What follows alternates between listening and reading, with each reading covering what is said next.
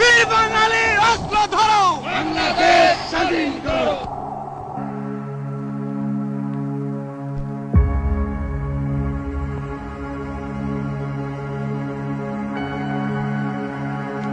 স্বাধীন বাংলার জাতির পিতা, স্বাধীন বাংলার জাতির পিতা মুজিবের পথ ধরো। মুজিব ভাই এসে গেছেন।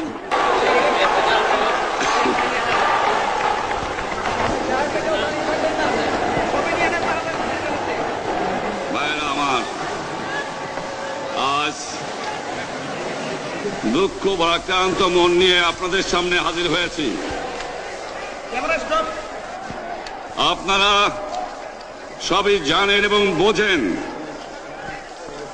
আমরা আমাদের জীবন দিয়ে চেষ্টা করেছি, কিন্তু দুঃখের বিষয় আজ ঢাকা, চট্টগ্রাম, খুলনা, রাজশাহী, রংপুরে আমার ভাইয়ের রক্তে রাজপথ রঞ্জিত হয়েছে। আজ বাংলার মানুষ মুক্তি চায়, বাংলার মানুষ বাঁচতে চায়, বাংলার মানুষ তারা আজ তার অধিকার চায়। কিন্তু দুঃখের বিষয়, আজ দুঃখের সঙ্গে বলতে হয় 23 বছরের করুণ ইতিহাস, বাংলার অত্যাচারের, বাংলার মানুষের রক্তের ইতিহাস, 23 বছরের ইতিহাস, মুমূর্ষ নরনারীর আর্তনাদের ইতিহাস, বাংলার ইতিহাস, এদেশের মানুষের রক্ত দিয়ে রাজপথ রঞ্জিত করার ইতিহাস। 1952 সালে রক্ত দিয়েছি, 1954 সালে নির্বাচনে জয়লাভ করেও আমরা গদিতে বসতে পারি নাই। 1958 সালে আইয়ুব খান মার্শাল ল জারি করে 10 বছর পর্যন্ত আমাদের গোলাম করে রেখেছে। 1967 সালে 6 দফার আন্দোলনে 7ই জুনে আমার ছেলেদের গুলি করে হত্যা করা হয়েছে।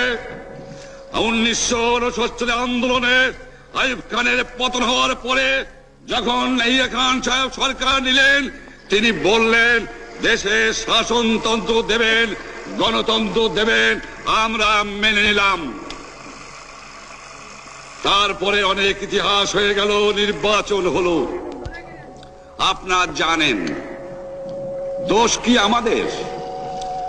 আজকে আমি প্রেসিডেন্ট ইয়াহিয়া খান সাহেবের সঙ্গে দেখা করেছি, আপনারা জানেন, আলাপ আলোচনা করেছি। আমি শুধু বাংলার নয়, পাকিস্তানের মেজরিটি পার্টির নেতা হিসাবে তাকে অনুরোধ করলাম 15 ফেব্রুয়ারি তারিখে আপনি জাতীয় পরিষদের অধিবেশন দেন। তিনি আমার কথা রাখলেন না, তিনি রাখলেন ভুট্টো সাহেবের কথা। তিনি বললেন প্রথম সপ্তাহে মাসে হবে, তিনি মানে নিলেন। আমরা বললাম ঠিক আছে, আমরা অ্যাসেম্বলিতে বসবো, আমরা আলোচনা করব। আমি বললাম বক্তৃতার মধ্যে, অ্যাসেম্বলির মধ্যে আলোচনা করব।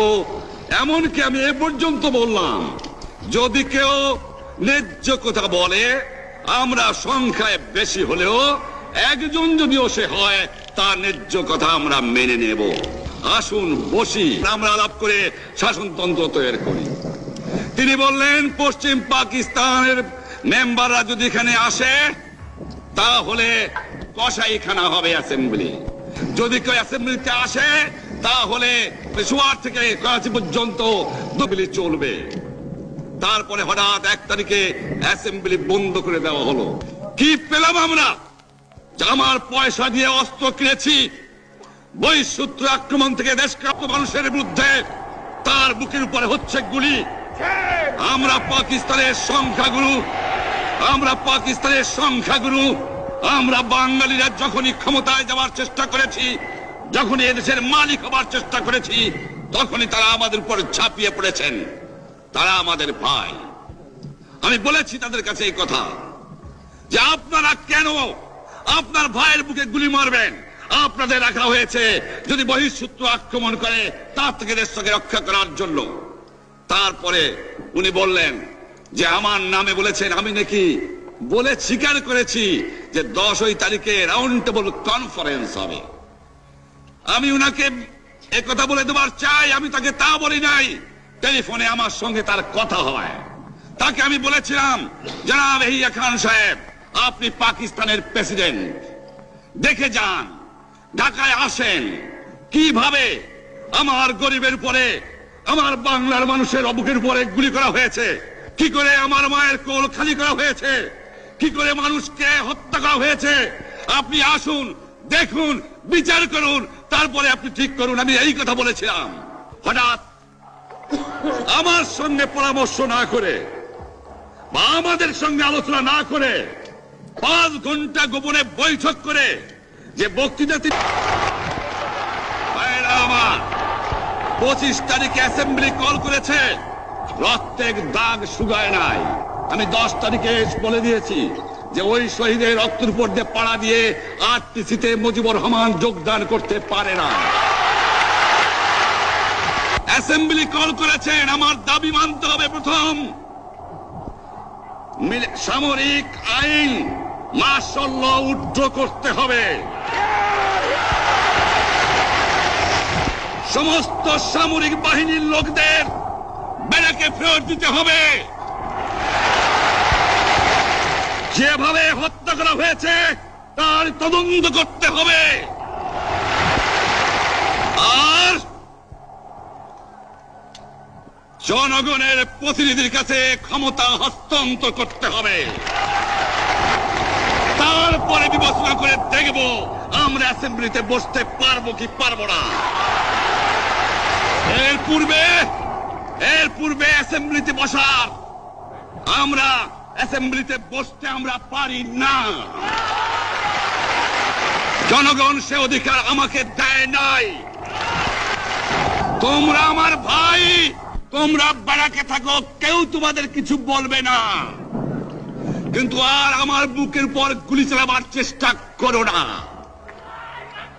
ভালো হবে না। 7 কোটি মানুষকে তাবায় রাখতে পারবো না। আমরা যখন মরতে শিখেছি তখন কেউ আমাদের দবাতে পারবে না। যে পর্যন্ত আমার এই দেশের মুক্তি না হবে, খাজনা ট্যাক্স বন্ধ করে দেওয়া হলো, কেউ দেবে না। তবে অনুরোধ করছি, আপনারা আমাদের ভাই, আপনারা দেশকে একেবারে জাহান্নামে ধ্বংস করে দিয়েন না। জীবনে আর কোনোদিন আপনাদের মুখ দেখা দেখি হবে না।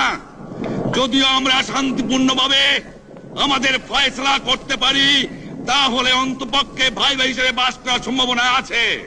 সেই জন্য আপনাদের অনুরোধ করছি, আমার এই দেশে আপনারা মিলিটারি শাসন চালাবার চেষ্টা আর করবেন না। দ্বিতীয় কথা, প্রত্যেক গ্রামে, প্রত্যেক মহল্লায়, প্রত্যেক ইউনিয়নে, প্রত্যেক সাব ডিভিশনে আওয়ামী লীগের নেতৃত্বে সংগ্রাম পরিষদ গড়ে তোলো এবং তোমাদের যা কিছু আছে তাই নিয়ে প্রস্তুত থাকো। মনে রাখবা, রক্ত যখন দিয়েছি, রক্ত আরো দেব। এদেশের মানুষকে মুক্ত করে ছাড়বো ইনশাআল্লাহ। এবারে সংগ্রাম আমাদের মুক্তির সংগ্রাম, এবারে সংগ্রাম স্বাধীনতার সংগ্রাম। আপনারা আমার উপরে বিশ্বাস নিশ্চয়ই রাখেন। জীবনে আমার রক্তের বিনিময়েও আপনাদের সঙ্গে বেঈমানি করি নাই। প্রধানমন্ত্রিত্ব দিয়ে আমাকে নিতে পারে নাই, ফাঁসি কাস্টে আসামি দিয়ে আমাকে নিতে পারে নাই। যে রক্ত দিয়ে আপনারা আমার একদিন জেলের থেকে বার করে নিয়ে এসেছিলেন, এই রেসকোর্স ময়দানে আমি বলেছিলাম আমার রক্ত দিয়ে আমি রক্তের ঋণ শোধ করবো, মনে আছে? আমি রক্ত তোমার জন্য প্রস্তুত। আমাদের মিটিং এইখানেই শেষ। আসসালামু আলাইকুম। জয় বাংলা। বীর বাঙালি অস্ত্র ধরো। বীর বাঙালি